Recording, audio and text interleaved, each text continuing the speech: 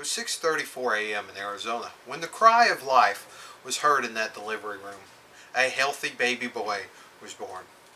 Across the country in Tennessee, about 10 a.m., a woman received a phone call to tell her that this baby boy was born. I was that baby boy, and I was adopted. Today I'm going to talk to you about something not normally associated with adoption, and that is the hidden loss of adoption. I will define loss, talk about the three types of loss: death, divorce, and adoption, and why it is considered a hidden loss. Then I will talk about loss in society and how it can respond to adoption loss. But since it is such a complex topic, I will offer some definition of the word loss. Dictionary.com defines loss as a detriment, disadvantage, deprivation from failure to keep, have, or get. I prefer one of the other definitions: the state of being deprived of, or of being without something that one has had. Loss is common in our society. Most people associate loss with death. It has widely become accepted that loss is also associated with divorce. Few people have realized that there is a loss associated with adoption.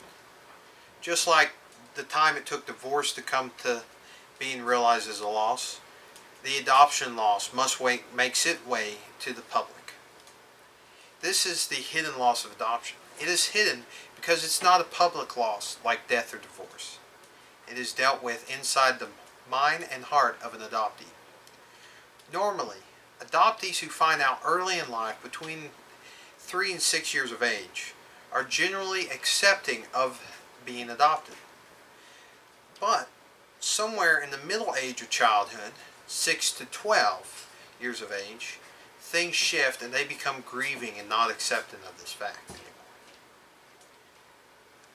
Let us take a quick look at these three types of loss. I have included a chart handout from Being Adopted: The Lifelong Search for Self by Drs. David M. Brzezinski and Marshall D. Schechter. I am summarizing some of the charts. Death is universal. Everyone will die, and everyone will have to deal with it. There are many options to overcome this type of loss: funerals, wakes, and their counseling. Divorce is not universal, but sadly is becoming very common. There are some options available to overcome this type of loss. Adoption is not universal and not very common, and there are little options to overcome this type of loss. So why is adoption loss different from the other types of loss? Historically, adoption was a very private and closed and hidden thing until the 1980s. Psychologists started to realize how broken adoptees were.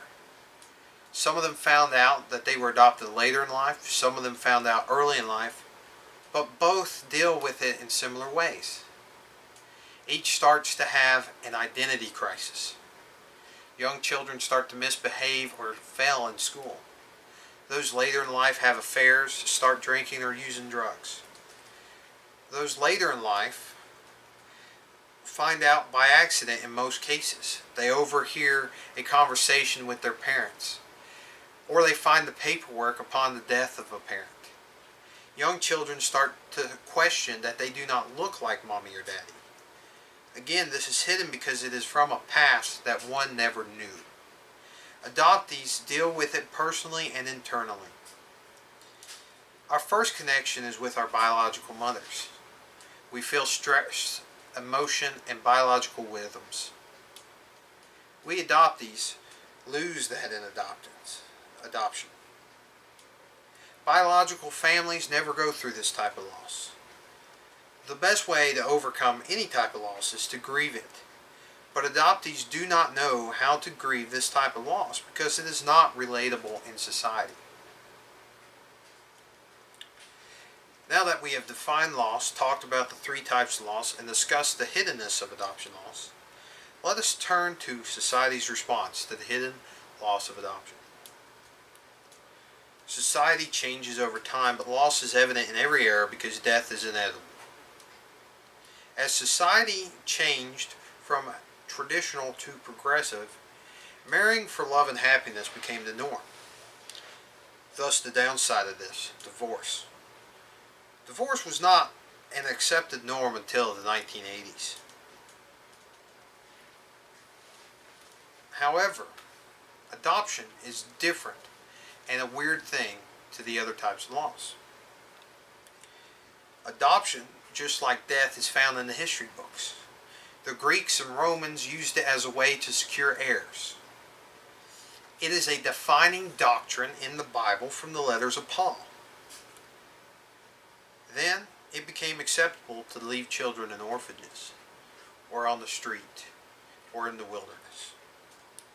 Slowly, it was seen as a way for childless parents to have children, though it was a hidden and closed thing never to be spoken of again. Then it changed again and became acceptable. But just because adoption has become acceptable does not mean the loss of it has. Only a few psychologists have studied it or know how to deal with adoptees as clients. This is a lack of understanding on the subject, and I hope a new understanding is on the horizon and everyone will be able to take hold of it. I personally have experienced a great deal of growth when I confronted this loss and grieved it properly. To conclude, I would like to ask the question, how well do I understand the hidden loss of adoption? I know you understand it perfectly and explain it to others with no problems because I was so clear. I understand that I gave a 30,000-foot view of it, so I'm leaving a reference guide for everyone to review and if so, study on their own. Today we have defined loss as being without something one has had, the three types of loss: death, divorce, and adoption. Briefly, why adoption is a hidden loss that is not known.